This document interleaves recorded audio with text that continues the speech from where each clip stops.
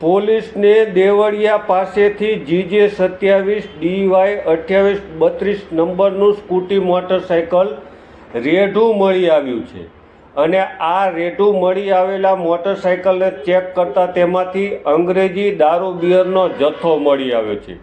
પોલીસે ગુનો નોંધી અને આગળની કાર્યવાહી પણ હાથ ધરી છે।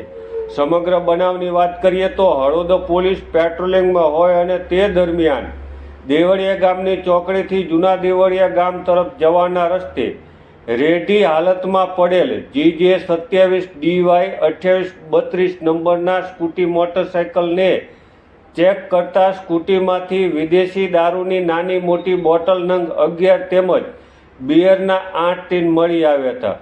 પોલીસે 4933નો દારૂ બિયરનો જથ્થો તેમજ 20,000નું સ્કૂટી કબજે કરી અજાણ્યા સ્કૂટી ચાલક વિરુદ્ધ રજિસ્ટ્રેશન નંબરના આધારે પ્રોહિબિશન એક્ટ મુજબ ગુનો રજીસ્ટ્રેશન કર્યો છે।